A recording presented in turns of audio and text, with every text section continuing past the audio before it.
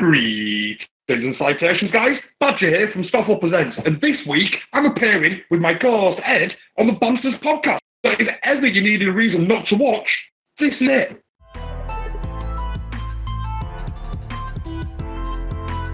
Right, guys, welcome back. And now for something completely different. My name is Bam Havoc. Welcome to the Bammsters Rated R show. As you guys can always tell, my partner in crime joining me is Draconis, and we have a few guests today. Yes, a treat especial. Drac, say hi and introduce our guests today. Hello. Well, today with us, sorry, you have Sleepy Drac, just waking up, but on the other end of the pond over there near Bam, we have Badger and Ed. Say hi, guys. Greetings and salutations, guys. Shalom. Thank you for having us on. Oh, thank you for joining us. Sure you're going to live to regret this? Yeah, please forgive Drac. It's like Sparrow 5 o'clock across there in California, and we are, early evening. So he's literally just woken up. So he'll be a bit drony. So I'll probably take lead in this little interview that we're going to be doing with Ed and Badger from Stoffel Presents. So let's get into this. Boys, tell me a bit about yourselves. Go on, Ed. Let you go first. I don't know what to say about myself, really, apart from I'm a pain in the arse and I like to play games. And I drink a lot of beer. Yeah. Cheers to that. Cheers to that, yeah. Yes, salute. Mm-hmm. What kind of games? Skull. All sorts. I play indie games, first-person games, AAAs, rally games, anything. I'll play anything. But not stealth. Just not stealth. No patience for You that. don't do stealth, do you? I don't do stealth. It's not the case I don't have the patience, it's I'm just a fat foot and I'll just run through and go, surprise! And start shooting the shit out of everything. Surprise! Grenade out! No, I wouldn't even go grenades, just go in double, like Rambo style, like double LMGs going. Somebody did a video about that a couple years back that was hilarious. There was like a cutscene in a COD game or something like that where they're talking about how, it's important to go in quiet and all that stuff, and then it finishes the cutscene and the guy just immediately goes in, guns blazing. Was it me? Was it just a video of me? Might have been a relation, Ed. Might have been a relation, yes. And Stoffel Presents. Dude, bit about yourself. Yeah, so I'm Badger, incredibly humble, founder, genius, and all-round creative of Stoffel Presents. I started Stoffel Presents because growing up, I started gaming on the ZX Spectrum back in the 80s, and games used to have names on the top of them. So it was like the Oliver Twins, Andrew Hewson, and stuff on top of it. So some of the best games I've ever played, like Uridium, I only discovered because, it's an Andrew Hewson game, I'm going to buy that, knowing nothing about it. And then now with the indie market, we kind of got this resurgence of bedroom coders, if you like. So I wanted to create a platform where we turn indie devs into rock stars. It's not just enough to know that Nomancer's out. We want to let people know what Adam Swanson is and what games he's made in the past and what passion he has and what drives him to create games, so that hopefully the next Andrew Swanson game you see, you're going to buy it without a trailer or a review. That's my lofty passion in life, is to create rock stars out of indie devs. And let's face it, the industry needs that, because a lot of indie games that are fantastic are just getting overlooked and overshadowed by the AAA sphere. Yeah, I mean, I have this long-standing belief that if you want to see what AAA games are doing in 2 or 3 years' time, go look at what indie games are doing today. Yeah, we've made that point as well. I agree. Yeah, totally. Right. That's why on our podcast, I'm going to shameless plug for Badgered podcast, we always have a live interview every week, but we always change it up. So we've had a couple of indie devs, we had a fairly large YouTuber, and then last week we had a publisher talk about how they choose what indie games they're going to publish and what they look for from. So it's kind of like looking at the issue from a business side as well. So we try to give all the tools for indie developers and for gamers to discover this fantastic genre that I love. Now, humble is always there, dude. It wasn't just a YouTuber; it was Slopes Gaming. So let's not beat around the bush there, like. That was a fun interview. That was a good. I watched it. That was a good watch. A very good watch. I've learned so much learned so much about content creation just by watching that one video. Yeah, it was like last week we had Vasily Dave on from HeroCraft Games, and probably not an interview for most people. I see a lot of people not enjoying it, but I found it absolutely fascinating. Like I've worked in games journalism for about 8 years, and I've never really heard that side of the industry. So hearing it from a business point, from how they choose games and how they look at it and market, I found it fascinating. I don't think our viewers did, but I thoroughly enjoyed it. Well, now, if for those of you listening or watching, if this starts to sound a little familiar, that's one of the reasons why we're doing this interview, is because Bamm, in a second, I'll have him get into how you met Badger and Ed and how we managed to put this together. But it was hilarious because there's so many similarities between what you guys are doing and what we've been doing, and it's just it's hilarious. You know, you guys have your tech guy who's on it. Then you have your big personality who's frustrated by tech, which, you know, the similarities in the two shows are amazing. And so we wanted to do some kind of collaborative thing and kind of pump you. It's not even just in the shows. So, like, when me and Bamm first met, we were talking, excuse me, we found out that at one point we were actually about 150 yards away from each other in real life. Yeah. Like daily, Monday to Friday, we were about 150 yards away from each other. About 20 years ago, I think. I honestly think my dad might have had a bike. Nah, he's better looking than you. That comes from his mum.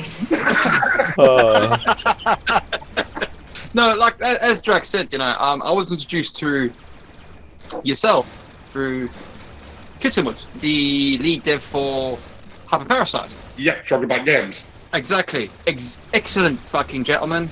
Great freaking crew. They know their shit and they make good games. In my humble opinion, not that I'm advertising them at all. Go buy their game. It's a good game. You love it. And it took me a while to get off my arse, and as you always do, it took you a while to get off your arse, and we finally freaking met in the middle. And it's like, hang on, you interview indie devs. Hang on, you live in Leeds. Oh shit, hang on, you work there. No, hang on. You were at EGX Rezzed last year. Shit, dude. I think at one point when we were talking, ships crossing on the night. When we were talking, I was saying like, I tend to like wear a trench. Well, they'll never see me without my Stetson. When I'm out and about, I was with my trench coat on, and I'll talk about that. And Bamm went massive full length leather coat. Like he's like, I saw you. I saw you at Rezzed. I know you. I was a tall fat bloke wearing the shell jacket with Bammsters written on the back. Oh shit! Yeah, I know you. All right. You were stood 10 foot away from me while I was interviewing Kitty Mert for Hyperparasite. Yeah, I was stood at the other end waiting for the interview to finish, and then you could do yours. Yeah, so we could do ours. And then the annoying thing was, right, is that because I had the G unit, right? G is a fucking tank, okay, and you don't mess with the G, right? He's built like a brick shithouse, and he weighs about as much as well because he is muscle. Right, yeah. So he's standing there with a camera, and he's literally get the fuck up, get the. You know, but your cameraman just let them walk past, and she's like, get the fuck, get the, you know, fighting these people off because they arrogant. They just walk between you and the camera while you're trying to talk to someone who's passionate enough about the game to bring it to EGX Rezzed to put themselves out there in front of faces of people who don't know them, and they're trying to garner interest and have a good time there as well, and you just get these arrogant people. I don't think it's arrogance. I think it's more inconsiderate. It's ignorance. It's ignorance. They don't see what's around them. I want to go from point A to point B, and I'm not looking who's in the way. Yeah. Okay, fair enough. Yeah. Fair enough. I've got a great fix. Like when we did Rezzed last year, we interviewed about 30 games and stuff, and I didn't want somebody to be the last video up because I had it weird in my head that like the last interview we put up, they're going to see that they're the worst game. So the last interview I put up was just a collection of bloopers from my interviews that week. Right? And there's a great one where I'm just incredibly rude. I think it was like the last day of Rezzed, I've been, you know, I don't know how you cover Rezzed, the way I cover it seems to be like 12 hours, about 12 hours at the expo, and then about 8 hours drinking afterwards at networking parties and stuff. So it's basically a 4-day of drinking, and I've got a 4-day hangover going on. And there's one video where I'm just like, greetings and salutations, and thank you for walking in front of my camera, you rude bitch. Yeah. Sorry, that was incredibly rude. I'm hungover. I'm grumpy. There was a Spanish developer there, and he had the game he had was called Baobabs, right, with an eggplant, and that game was the first time I ever played on a Nintendo Switch. No. And unfortunately, I didn't want G to tell Drac that I actually had a good time playing a game on Nintendo Switch. But what does G go ahead and do? Click, click, Brett's enjoying himself. Bang, done. There we go. All right, well, there we go. But to be honest, that for me was the first time I actually enjoyed playing on the Nintendo Switch. Great game. Coincidentally, it was also the first time I think you ever picked up a Nintendo Switch. So the first time you picked it up, you enjoyed it. No, unfortunately, it wasn't. The first time I picked it up was at my sister's place because she's bought us off a Nintendo Switch for her daughter, and because the Switch is sort of Mario, sort of, you know, all that sort of stuff. She got it, and you know, my niece loves it, and she doesn't pick up her Samsung tablet anymore. She just picks up the Switch. You see, which is why I keep making the comparison to the Switch being a tablet, because it is just a tablet. It's not a console. All right, Bam. This isn't Bam's soapbox hour. If an 8-year-old girl calls, "Where's my game tablet?" I'm sorry, but that's the market essentially. Young kids. Yeah. You know, if an 8-year-old girl says, "Where's my gaming tablet?" That's all the information I need. But you guys talk funny over there. If my 8-year-old niece said, "Where's my gaming console? Where's this? Where's that?" I might reconsider. But you know, I won't lie. There were so many games there. There was Flotsam. There was Flotsam was a great game. Baobabs. There was obviously Hyper Parasite. There was Black Forest. The Black Forest games were there. There was another one which was downstairs by the thing. I can't remember the name of the game, but I can't forget the person who stood in the white dress. Oh, Thea 2. Yeah, Thea, thank you. That game, that interview. Yeah. You said woman in the white dress, I knew exactly what game you were on about. That was a hard interview to do. I won't lie. You're right. That was a very hard interview to do, especially with her, because she does not take shit. No. She will only answer proper questions. If you ask her silly, stupid, nonsense questions, she won't give you a decent answer, and you want the decent answers from them, because that will then help them, you know, help you sort of understand what the game is. And she does not take shit. You can see it. Does not. A very hard interview to take. Rather. Very hard. Brilliant. I remember we interviewed her, and then we'd finished because they'd done their stall out amazingly. It was all like foliage and stuff all round and proper set the scene.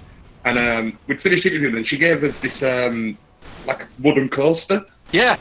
With a steam key on the back. Yeah. And I was like, a little bit cheeky. I like, my mate is a massive fan of this. He told us we had to come interview you for this game. He's a massive fan. Can I be cheeky pinching up one of these to give to him? If not, it doesn't matter. I'll let him have mine. And she's like, no, sure, here you go. I gave her one. But while she gave the next one, this guy just walked up and went, oh, cool, steam keys on them. Can I have one of them? And she went, can you do it? Are you going to interview us? And she went, I don't know how to interview. She went, I don't know how to give them out, then see you. Exactly. The developers weren't there. Okay, they are there to be nice and garner interest in their games, but they're not there for free. Yeah. They're there to. Oh, you're going to interview me? Fuck off. And to be brutally honest, G and I, we set up the interview via emails and whatever have you with through their publisher and whatever. Yeah. We got all the bits and pieces sorted. And, you know, interview time, go to the press section, get our camera, which was a debacle in itself, get that sorted, get all set up, and there's me sitting there interviewing her, you know, and no one ever, like, at the end of it, she just produced these 2 keys, and I'm like, hang on, I don't want a key for your game. I'm not here for the key. I'm here to talk to you about your game. And she's like, no. You guys were great. You answered, you know, asked poignant questions. You were fair. You know, all this stuff. Take these 2 keys, please. From us to you. You guys were great. Thank you. And we're like, you know. I mean, you do it same as me. You do these interviews to try get a bit more coverage for the game and let gamers be aware this is coming out and this is happening. But the swag is pretty cool though. Oh yeah. I mean, I like a lot of cool stuff. I mean, generally you get given a key or more often than not you get given a T-shirt. I think the best one I've been given was a 30 gig USB pen. It was it's like a credit card size USB pen. It's really thin, like a credit card. You just pop the little connection out the back. But that was for Bookbound, and like a Korean platform game. And the way she came, we finished the interview with the dev and stuff, and then the PR manager came over and went, "Oh, and this is a thank you from us," and just bowed to me and presented me with it. Oh, this little box with a ribbon on, and it was it was gorgeous. It was beautiful. It's amazing. It really is amazing. But again, EGX Rezzed, we were all meant to go this year, were we not?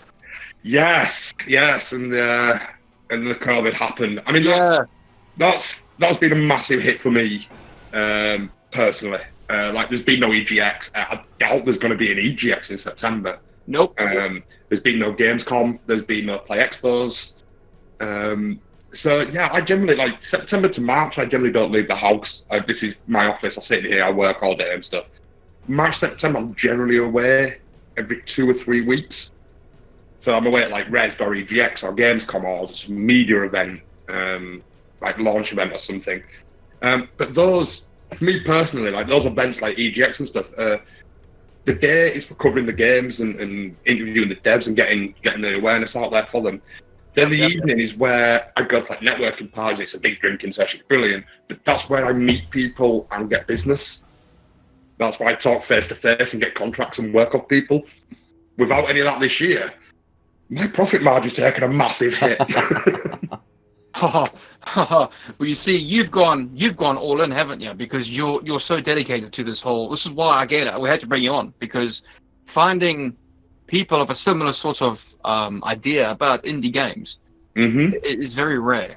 Which is got to get you boys on, have a chat. And I notice Ed hasn't said 2 words since you. I'm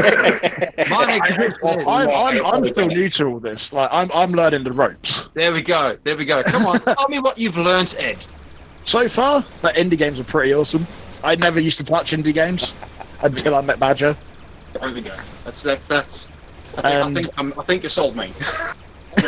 I'm incredibly proud of Ed because we've done 6 episodes of Badger Podcast now. So 6 weeks ago, Ed had never interviewed anybody in his life. Nope. He was really nervous about doing it. You've done this, you can do that. So if you watch the first episode, you see it's me talking a hell of a lot I a bit like this. Yeah, you know what? Exactly like this. I'll just sit in the corner quietly It's interesting being on the other side of the interview, is it not, Ed? Maybe. Like I said, I was gonna say, as you were saying earlier, I'm more of the tech guy than the interviewer. See, for me, it was the other way around. These guys found me and interviewed me, and then a few weeks later, I found myself becoming part of the show. Yep. No, that's very true. That's how we found Drake. He was doing Sword Coast Legends, and he was a moderator for the forums on Sword Coast Legends or something like that. And it's just like similar to you guys, just hits it off straight away. It's yeah, get him back. just get him back. He's that kind of get him back. But yeah, I was very how do we say androidy at the beginning and drinking a lot to relax. The thing is, you drink a lot to relax, but the drinking never stops. I've been doing this for 10 years. The drinking's still going. Well, I'm even making my own now. Yeah. Don't. All 3 of you have got me wanting to make my own. Excellent. Yeah, I'm starting. Make your own. After talking to you guys in a week, I'm starting next month. Nice. Beginning of July, I'm starting making my own cider because of you guys. So I expect a lot of questions coming in from me. Is it supposed to look this colour? Why does it smell like this? No, but the thing is about cider is that you can adopt my ethos, or you can adopt Drax's ethos. Now, all I'm going to say is follow the instructions. For the first time you make cider, follow the instructions to the letter. And then after you've got the first 1 or 2 brews down, then start experimenting with the amount of sugars, waters. Oh, like once I've done 2 or 3, and I've sort of like got a grasp on how to do it, I'm gonna start doing mad shit, like just throwing a bunch of rhubarb in it. There you go. Yeah. It was like, right, this is how we make the cider, and now we throw a couple of bits of rhubarb and a steak in. Yeah, the funny thing about Steak. Now we're talking my language food. the funny thing about Bamm and I is when it comes to the podcast, I'm all over a lot of the paperwork stuff. Not all of it, not as much as G is. He's much better at it than even I am. But I'm all over a lot of the paperwork stuff that we do in the background.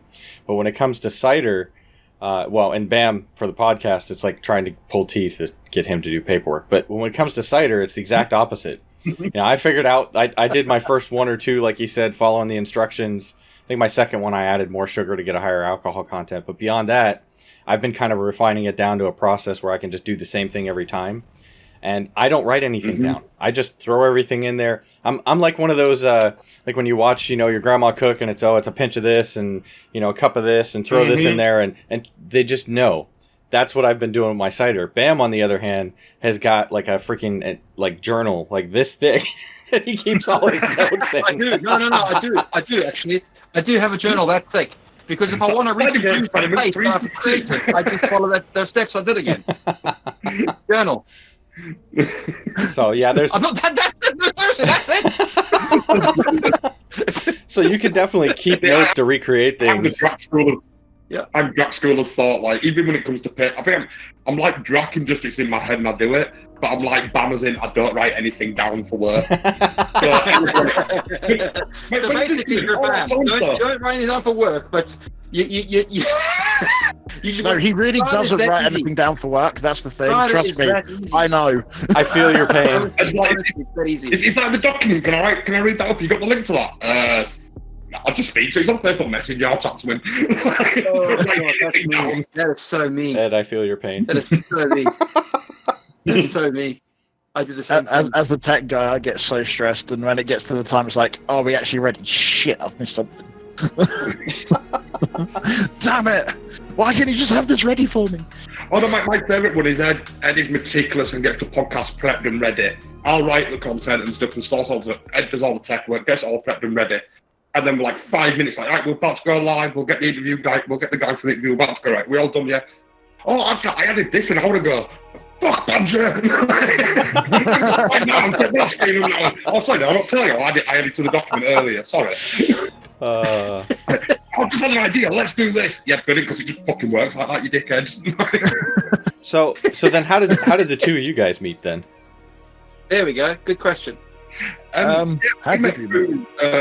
I tell you what, Badger, Sweet Pea, get onto this question because the poor fella hasn't said boo to a ghost because he's scared, he's sat in his corner. Let's crack his egg open. Find me a ghost, I'll say boo to it.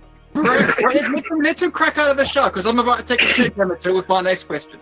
Okay. Well, we met through Discord. Oh. And I noticed that his website, people weren't going to it. And this sounds like a really arsehole-ish answer to it. No, it's not true. But people weren't, so I said, look, I want to help you out. And I don't want anything in return. And then, it was a case of my other half bored. And actually, no, you were doing a charity stream, weren't you? 24-hour charity stream. I was like, right, you need a mod in your chat. People were being dicks, and I'm ready to swing this banhammer like nobody's business. I'm one of them guys that takes no shit. Like, you said something bad, get the fuck out. I will literally I'll grab him by the collar and just throw them the hell out of it. And I messaged him. Somebody said about doing a podcast about gaming. I was like, I know the fella. Took the idea to Badger, and now 7 episodes in, it's like, cool. It's going well. Stoffel Presents is like a one-man team, so there's a lot I want to do, but not enough. I was spreading myself quite thin and doing little bits of everything and not enough of anything. And then when I met Ed and we started gaming together and working out, Ed's like, I've got some time and I'd like to get involved in this. And yeah, since Ed's come on board about 2-3 months ago, we've seen the website triple. Thanks to the stuff we're doing in compilation, the reviews Ed does frees me up to do more reviews. His missus has taken control of the social media. So yeah, it's gone from being a don't fuck with Mrs. Ed, like, woo! Yeah. She will slap you so hard you'll end up into next week like, woo! Woo! Don't mess with that chick. She will end you. I promise I'm not wearing makeup to cover the bruises. It's okay, she's not in here to hear this, it's fine. Yeah, no, she'll hear this. just give me a second, guys. I'm just going to take a quick break because I've just got a visitor here. Just give me a second. Sorry. We'll just talk to Ed because I've got some questions to ask Ed. Oh, go on then. Go on then, Ed. So, Ed, tell me, indie games you played recently, which ones have you actually liked and what type of game style do you prefer? Game style I'm not fussed about. I mean, my AAA game style is first-person shooter and driving. Like, it'll be racing. Like, I could sit there and play COD for 12 hours straight and not get bored. Well, used to. Okay. No comment anymore. But indie game, I was playing one the other day called Headbangers in Holiday Hell. And it's like a top-down... It's how can I describe it? I don't know how to describe it because I'm new to all of this. Basically, you run around shooting elves to save your fans, also known as headbangers. And obviously, it appeals to me being a massive metalhead. And it's just great. And you ask me which one I've loved, it's definitely that one. I've played a few that I've loved a lot, but not as much as this one. So what about that game appeals to you? The fact that it just plays heavy metal in the background? Yeah, and it's an old style of game that I used to enjoy as a kid as well. Such as? Well, you can run around. It's not a point. It's a point and shoot kind of.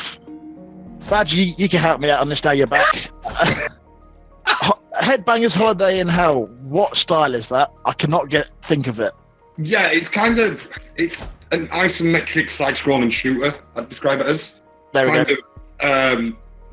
Pixel graphic, isometric view, but has a very Contra type feel to it. Yeah. Like a bullet hell shoot 'em up. Yeah. Contra was a good game, man. Shit, that was a good game. I never got to play that game. You never played Contra? No. Dude, hang your head in shame.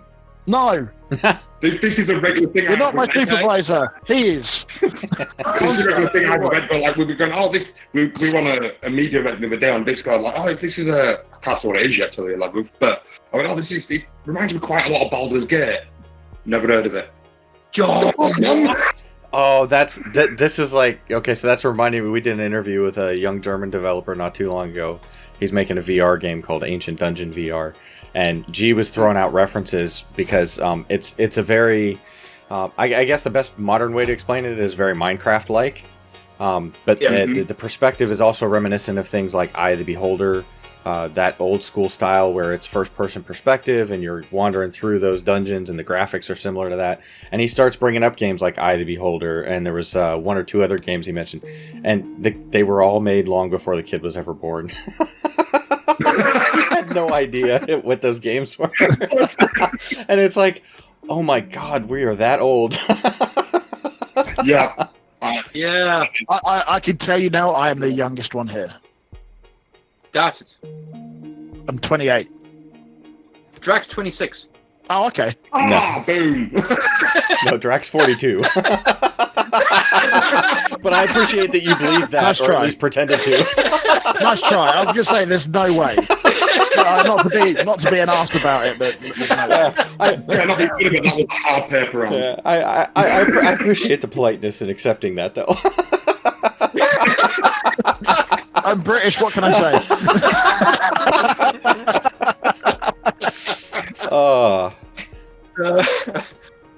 So go on then. I'm going to pose Badger the same question. Badger, Flower, Speak P. What's your favourite indie game you've played so far?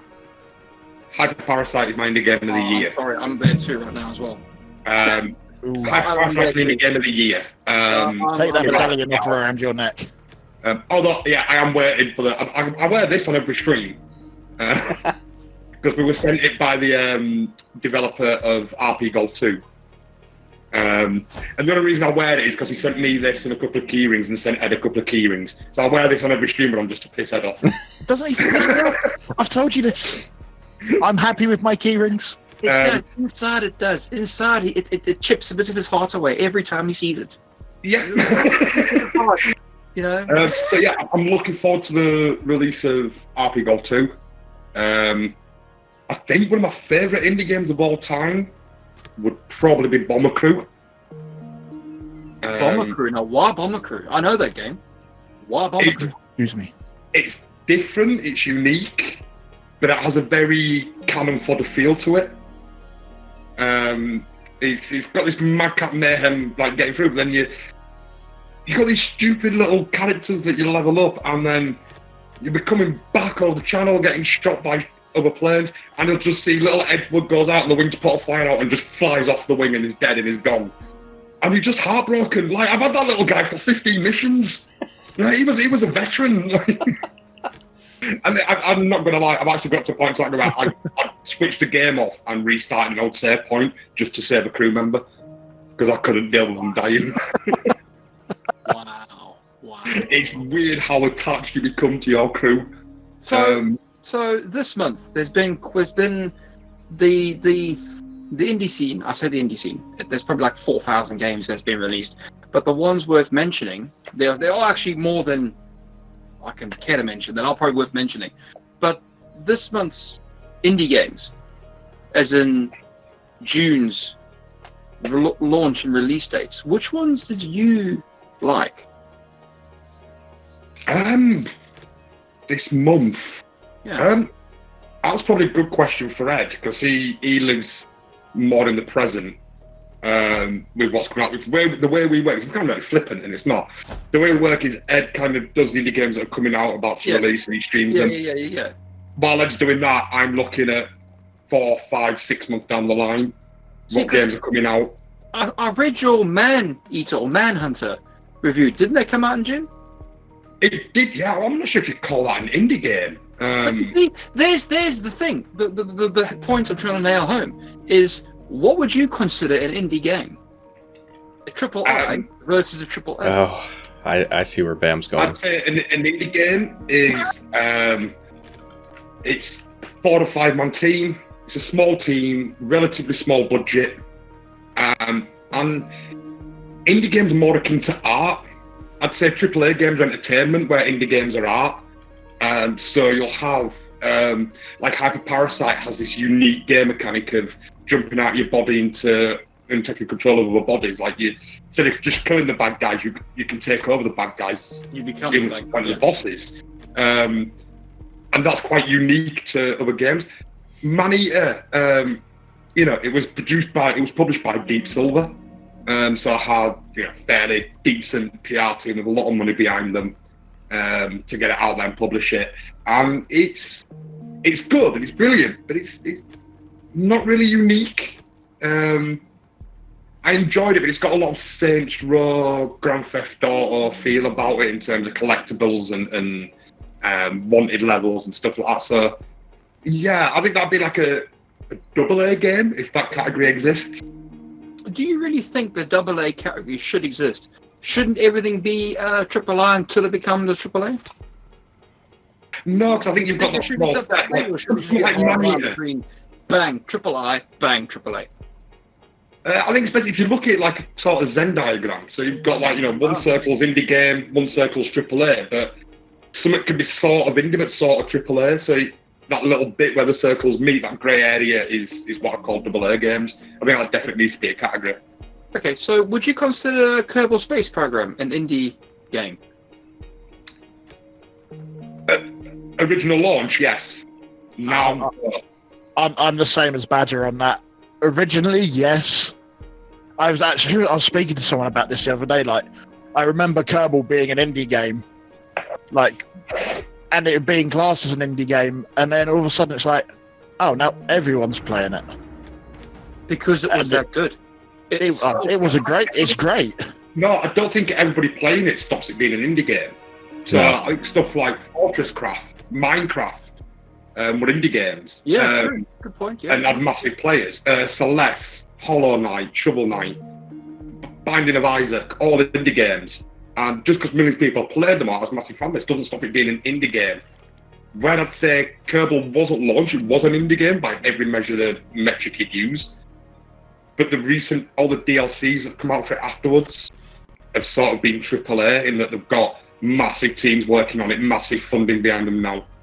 So it was originally an indie game, but I think kind of like Minecraft, originally an indie game, now has so much power and stuff behind it that it's become a AAA. Fair enough.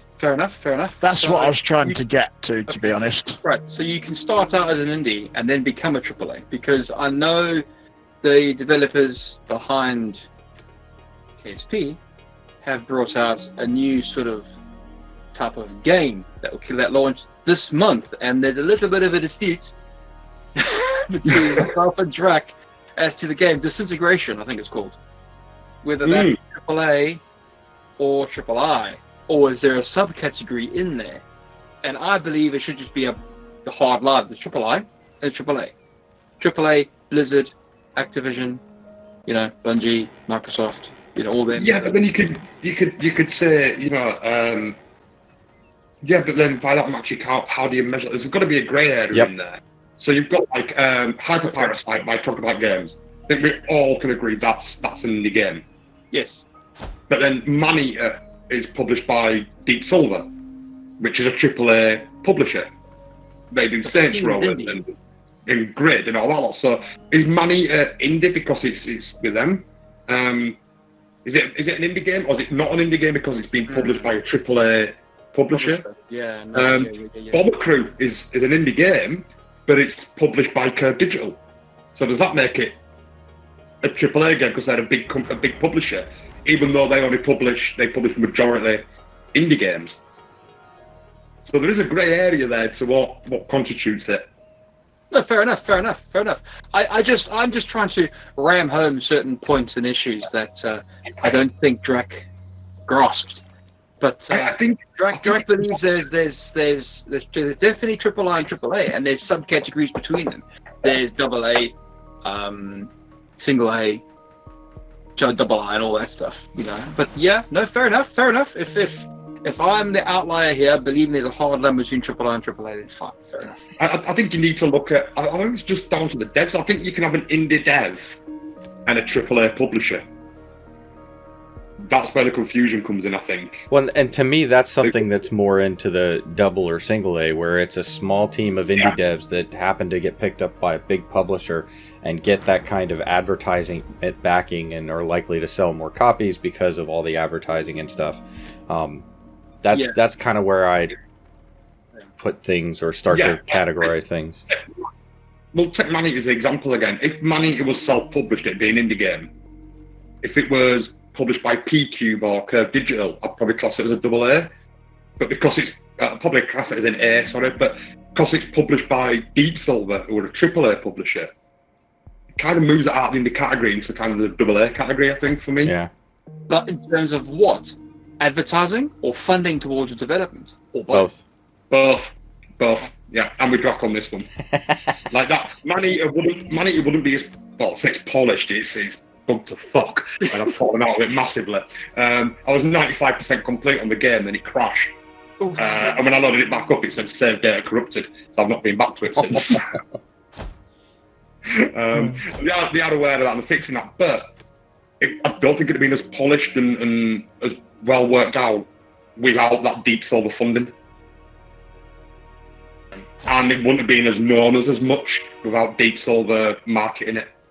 So I think you can have an indie game with a AAA publisher, but that kind of makes the game AA then. Fair enough.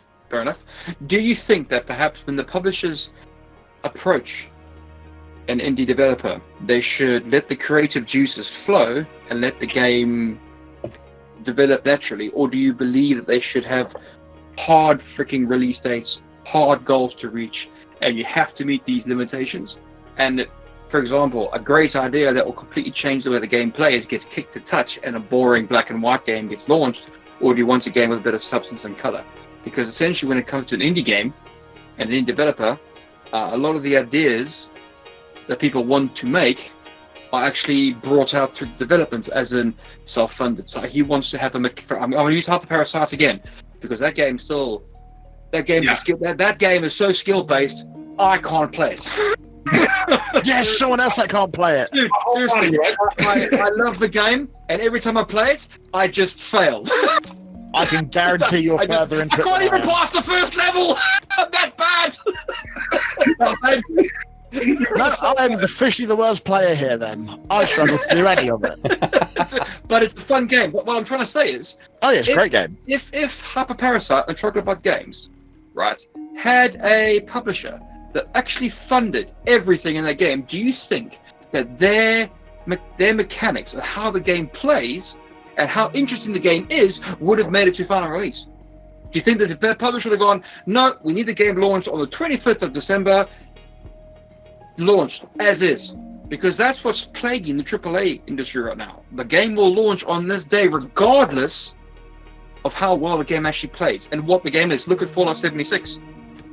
There's a lot of answers. That's a big question. I know, and there's a lot of answers to it. I know, but you're primarily saying this is where we're getting into the games of art. So it's if Deep Silver funded Hyper Parasite, would it be a different game? Would they pull this out of it? It's kind of saying with Warner Brothers made a Tarantino film. How much influence does Tarantino have? And you see so many movies that have had studio influence, like this. We're going to market and this sells well, so we need to put this aspect into the film. Don't get you kind of get the same in gaming. DC on DC Comics movies when the publishers and developers and whatever have you get involved and they make it to the board specifications instead of making a good story. Don't get me involved. Yeah, well, this is what I mean. You've got the director who's the artist with the vision, and you've got the studio with the money. Yeah. Very same in gaming. You've got the indie dev with the vision and the passion, and the studio with the money. Mm-hmm. But I've also seen a lot of unreleased games that have never seen the light of day. I've interviewed a few developers, and artists have a problem with perfection. That there comes a certain point where you need to go, that's done, and walk away. I've seen so many games that are finished and done, but they've had a new idea, so I'm going to add this to it, and that takes another 6 months. And then 3 months into that, they have another idea and add this bit to it. And suddenly it's 18 months down the line, there's all these new things added to the game that don't really fit with it, and they've run out of money and the game never comes out. Perfect example of that, yep. You got a creative that's running things, that just wants to keep adding things to it. It keeps extending the development time.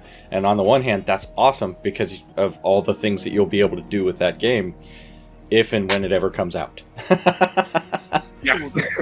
So I think some indie devs do need publishers to step back and allow the creativity and the art that they're creating. But at the same time, I think some indie devs, and I know quite a few, who need that reining in box, if you like, that kind of, no, this is coming out in September. Oh, but I've got this cool idea to add that. Well, it can go on as DLC. Fucking stop it and get the game made. We've put a lot of money into this coming out now.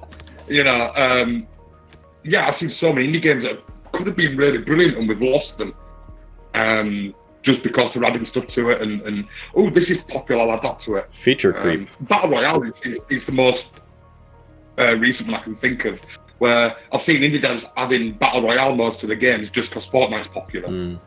Yeah, I hate Battle Royale. I honestly thought Battle Royale would be a fad because Battle Royale was a fad in the early 2000s. The movies. Yeah. And I'm thinking, it'll fade out. Turns out, no. There's this. No. That's again, Fortnite was an indie game when it released. And it was fun when it was released, just saying. Yeah, but then, 2 years later, you've got Call of Duty adding Battle Royale. Don't get me started. Going back to my point, you want to see what indie games are doing. You want to see what AAA games are going to do in 2 years. Look at indie games now. Yeah. I'll tell you what now, right? I've played Fortnite, and Fortnite plays very well. It's a good game. It's a great game. It's no, it's not. It's evil. Show yourself the door. No. Hang on. Let me finish. Let me finish before you fucking carry on. Right? The reason why I will not play Fortnite is because it killed my favorite game at the time, Paragon.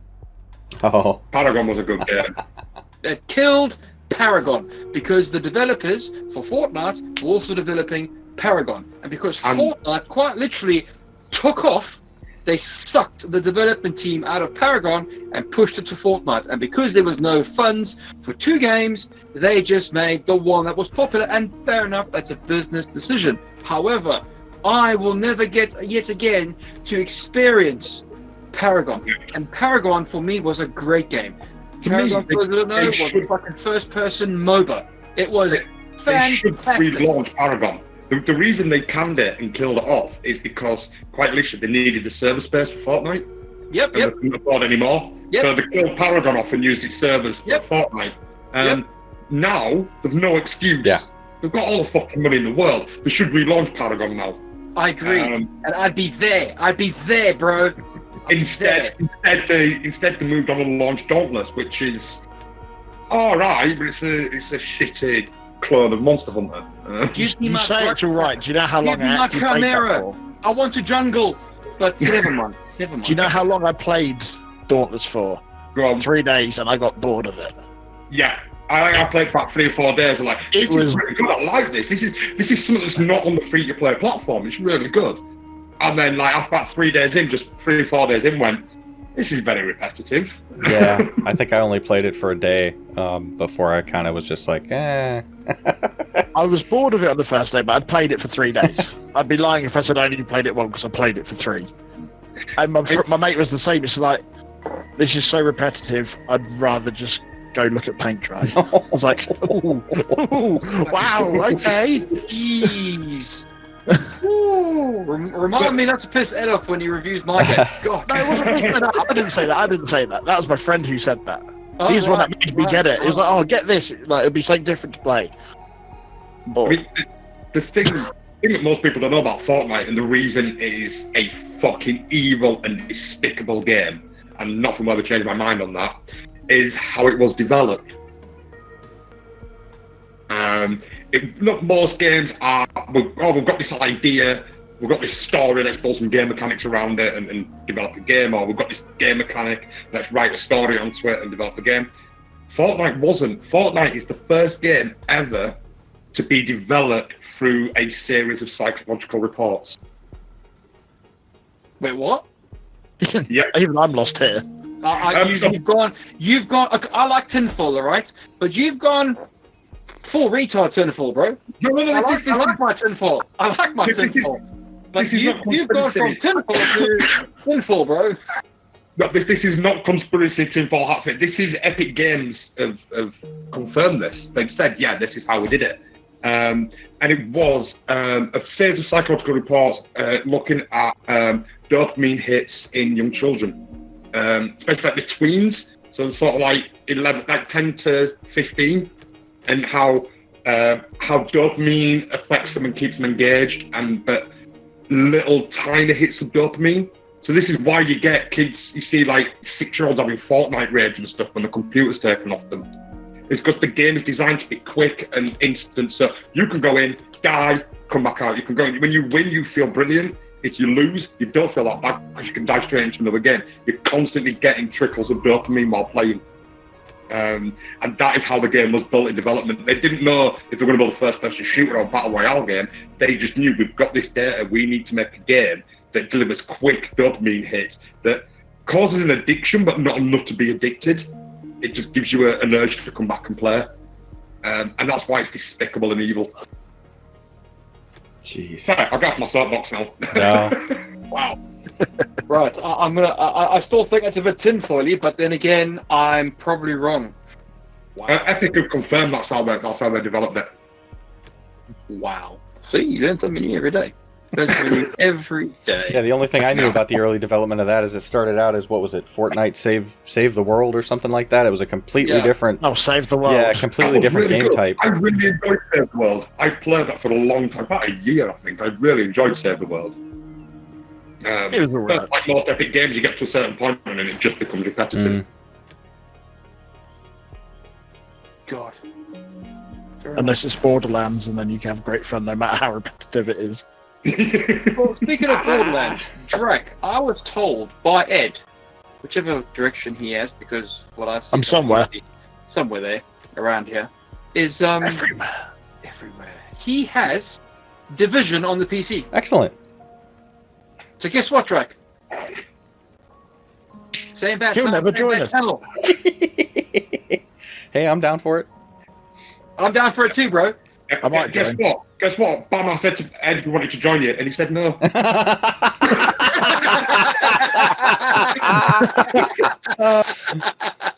True story, bro. True story. So, Badger, you got Division. You know, it was like £3 on like what store was it again? The Epic Games Store? Ubisoft. Epic Original Games thing? Store, play. and I got it for £2.50 just to really rub it in. Yeah, okay. I got it for Oh, £3. yeah, it was Uplay. You're right. Yeah, you. I have Division 2 on PS4, and I find it boring as hell. And I think that's just because I play it on my own. I've nobody to play it with. It's quite boring. But yeah, I don't have a PC powerful enough for playing anything other than indie games. The Like, reason man. why I'm mentioning it is I'm keen to get Drac, myself, Ed, and yourself playing Division for the main overview thing. Us four basically shooting the shit. But I think it'd be more prudent to actually find an indie game that we all agree on to field it. Yeah, no, that's cool. I'm up for that. Yeah. But yeah, my PC is shit, so I do very little PC gaming. I'm mainly PS4. My dog's joined me, if you don't mind. I mean, literally, my PC is that shit. I'm recording this now. If I open up my browser, it'll pause for a minute. That's what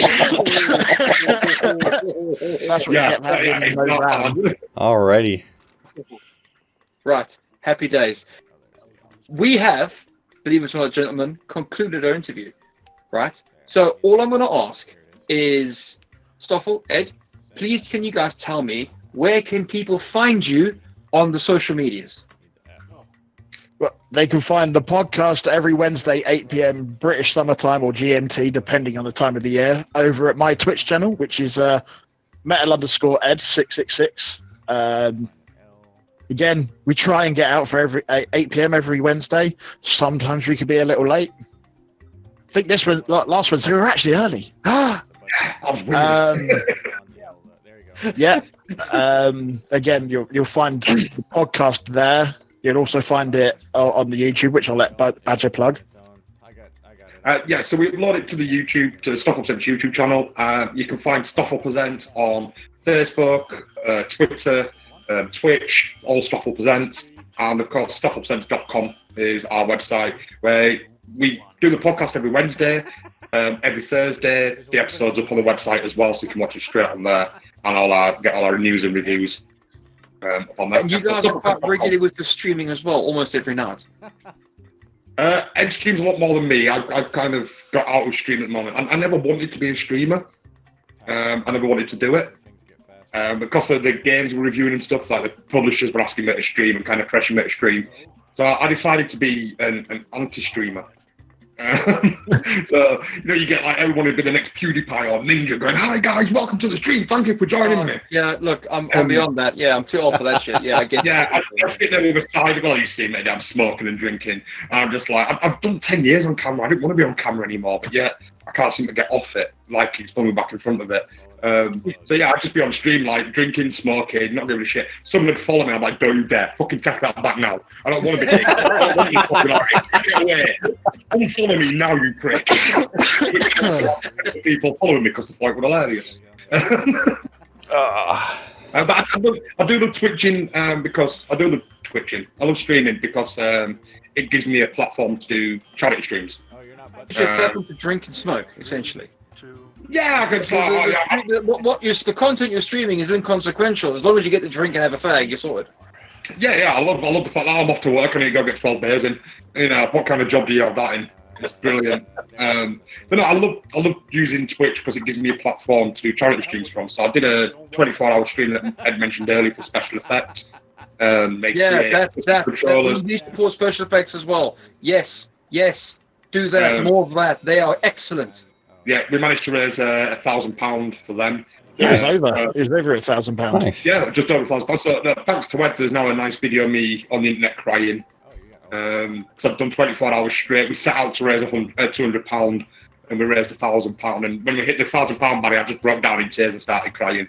And this is why I'm the best mod in your Twitch, because I literally use enhanced sales techniques. Your enhanced sales techniques are amazing. Do you want to explain to them what they are? I think one of them was if you don't donate, you're an arsehole and your soul belongs to Satan.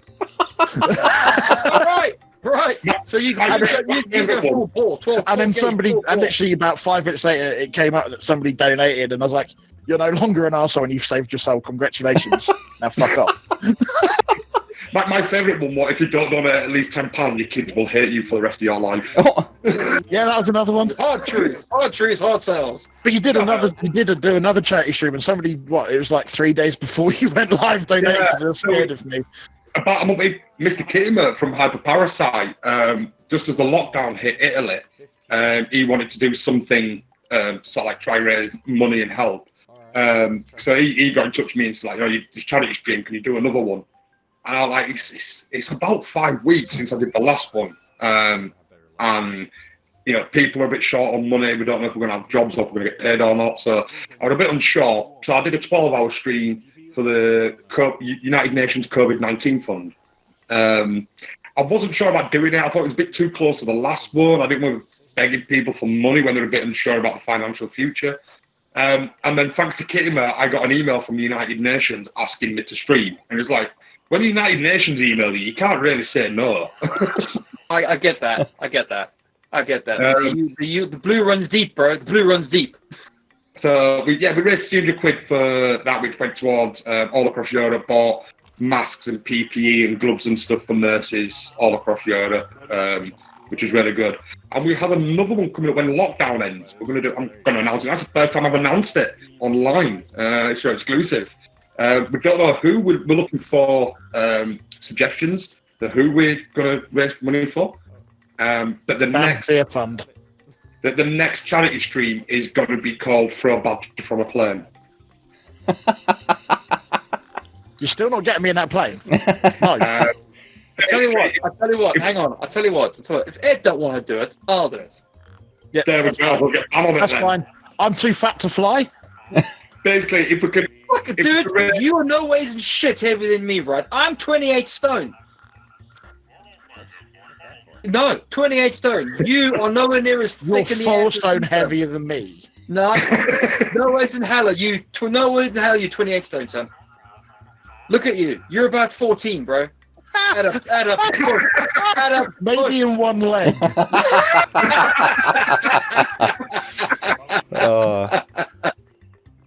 Right, gentlemen. Wait a minute. Decided who... Bam, I can't believe you're doing this. We have a tradition you're trying to break here. What? Every single guest we have. Wait. I haven't done it. I haven't said it yet. Jackson. No, you said you're finished. You said you're finished. You're like, oh, this is the last question. We're done. You did say you're finished. You said this is the last question. I said I have one more question to ask you, and then I am. Oh, yeah, now he's going to play semantics. I will fight you. I will fight you. You did not. Drac has the penultimate question. Not me. I know about this. Section 2 under paragraph C, asterisk freaking B. It's I've had this discussion with Drac. You don't know what penultimate means, do you? Do I need to? No, that's the technical person's thing to know. No, it's not. I don't need to know. Technical knows. That's as long as that's all the thing. Yeah, the problem is he doesn't listen to technical when we tell him. Nope. So again, I'm going from seeing the similarities with myself and Drac to see my similarities with Bamm again now. I'm back in Team Bamm. Yeah, I think me and Drac are more similar than me and Bamm. Yeah, that's just hilarious how that is. It really is. There's a sense of looking in a mirror. It might be a black mirror, but it's a mirror nonetheless. All right. Right. Drac, could you please proceed with the penultimate question? All right. So, something we always like to ask every guest on the show.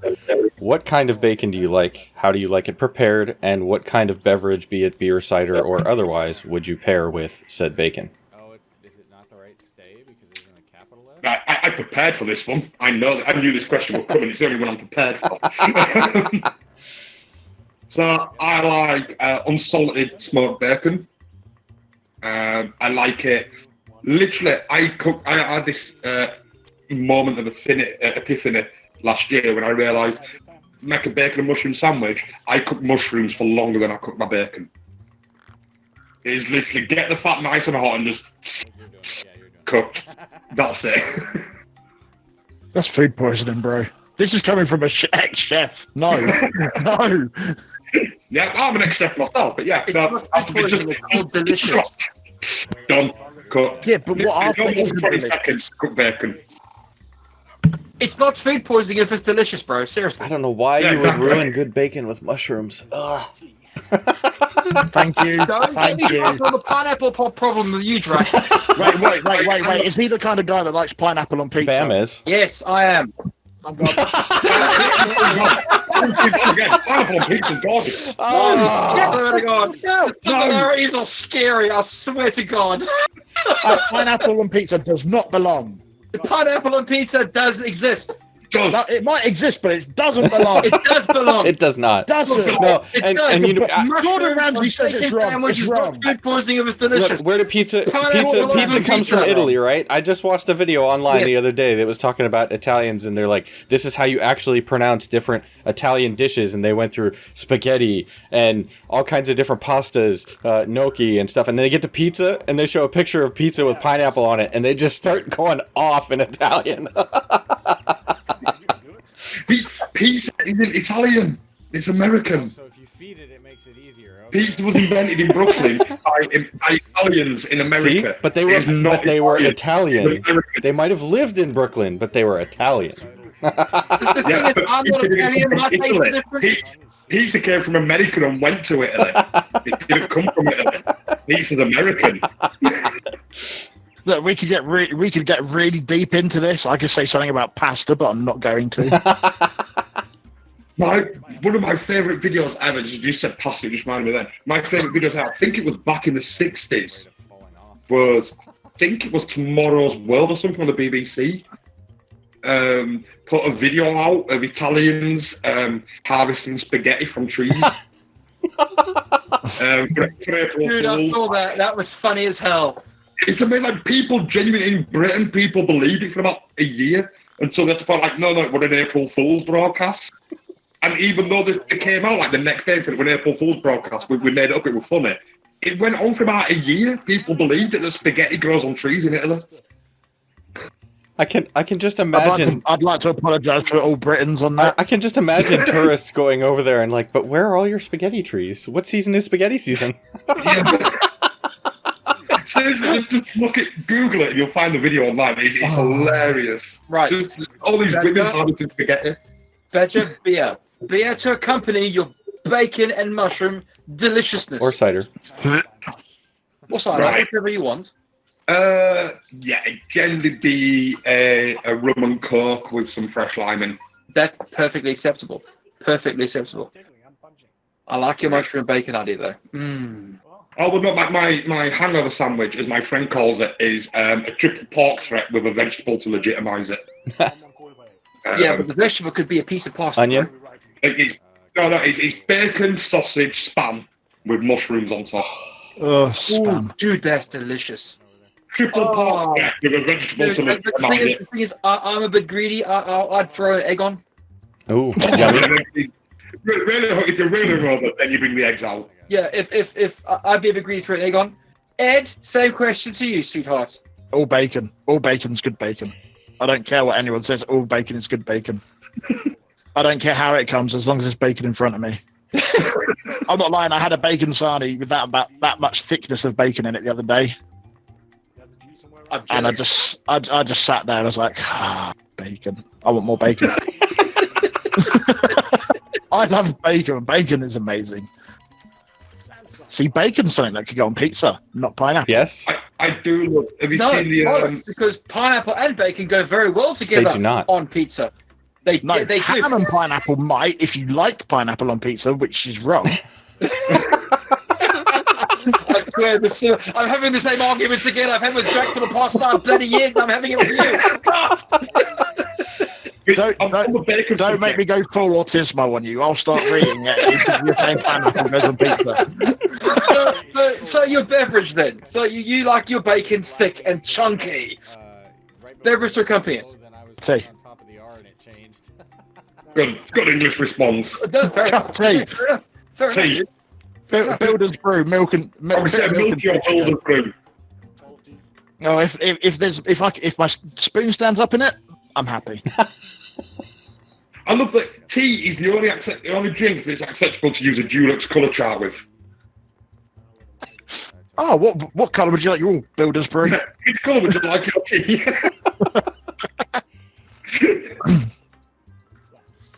And just to top off my bacon sandwich, Right, tomato gentlemen. sauce. Right, gentlemen. Sorry. I hate to put Okay, one question for you, Bob. on this conversation because this is the kind of conversation that can carry on for forever.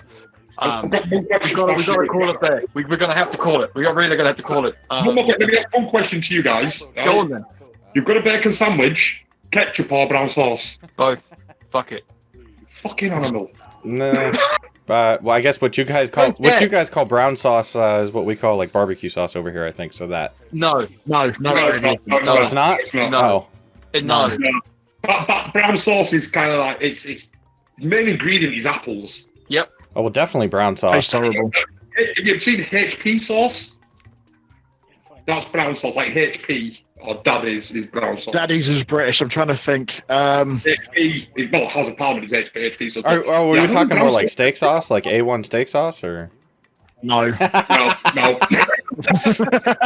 gravy? It's like apple and onion and vinegar. No, but Well, you said the brown sauce is made with apples, so I would go with the brown sauce. Yeah, I'm gonna speak to you after we're done here. I'm gonna get your post. I'm gonna send you a bottle of HP because you need. It's not good enough to have ketchup. Ketchup's for fucking kids. Once you go past 12, you should Exactly. have Ketchup for kids, right? I agree there. If I had to choose, I'd go for brown sauce, but HP is the sauce you need on most. Yeah, it's not good enough to put brown sauce on it. It has to be HP sauce. Yeah, it has to be HP. I'm going to send a bottle of HP sauce over to America for you. You know what? No. How the fuck are you eating bacon with not HP sauce? I'm sending you a bottle. Do you know what? brown sauce is the worst. Hammond's chop sauce. You can't even get it anymore. They're in the sea. Hammond's chop sauce. Hammond's Get in the chop sea. sauce. I could get lots of people that will fight you over this. I'll fucking fight them all day long. Right? Do you know what? I find in matters of opinion, I'm not always right, but I'm never wrong. Well, I'll tell you, I love how the question was turned on us. I love that. Thank you. You're welcome. I'll be sat on that all Lovely. week. I'll be sat like trying to mention it, like, no, I'm going to stay quiet and hit you with it. I've got to be the grown up for once, and I've got to call it. My kids are going nuts downstairs, and I've got to cancel this interview now before my wife tears her hair out. So I've got to go be a dad now. One more question. God help us all. Right. So, Ed, Badger, thank you very much for joining us for today, guys. It was a great chat. This chat could literally drag on for the next 5 hours, like the last one did. So, thank you very much for coming to our little corner of the internet and making me laugh for the first time this week. Thank you very much, guys. I had a great chat with you. Episode 2. Thank you for inviting. It's been humbling and it's been a pleasure. Thank you very much, guys. It's so great to see people doing fantastic work like you are. And so great to see that I'm not fucking mental and other people share my passion. No, you are mental. Yeah, you are mental, yeah, but don't worry, we're just as mental as you, so don't worry about it. Yeah, I'm not alone in my insanity. It's You're brilliant. not alone, no, you're not alone. We're there with you, bro. Solidarity through cider. Done. Yeah, thanks, guys. We appreciate it. We'll make sure we have links in the description for everything. So for those of you who listen, catch our stuff, if you're interested in finding out more additional information about indie games, or maybe some indie games we haven't yet been able to cover, definitely check out Stoffel's stuff. Thank you very Good, much. because he actually Cheers. reviews games, whereas we don't review as many. Yeah, do that. We talk about them, we don't actually review as many as we should, because we're all lazy. Well, I'm actually lazy, but never mind. We won't go there. I was going to say what? I'm the lazy. I know I'm the lazy one. I get it. You- Right, you're You say I right. review games. I've had 2 games on my PS4 sat there for a week. I've not even started them up yet. Oh. They're due on the 9th, so that's going to be today. God help you, sir. If G finds out, he'll be down your throat with battle boots on. Don't tell G, because he'll be stamping on your head. This is why I need an head. No, you don't need a G. Do that to you. Trust me. I just missed it. Have you done that fucking game yet? No, I'll do it today. Sometimes I feel like his carer. See, the thing is, me and Eddie have never actually met in person. Keep it that way. So I think the first time they ever meet in person, he's just gonna fucking slap me. Oh God! What are you like? That is What are you like? You see, this is where that this is is so carrying on for that, 3 hours. that's amazing because actually I have threatened to slap Bam so many times and we haven't met in person yet either. I can do it for Yeah, you. more if you like. similarities. My God! But I'm happy to slap him for Oh, you. well, there we go. I will chat. No, it's not fair. We have been talking about once lockdown lifts in the UK, we're going to go down to Leeds for a post-lockdown barbecue. Yeah. I'm going to come with us. So Just a I'm going little update on that. to film. Could be I'm next week. walking into the garden and Ed just going, Drax says hello.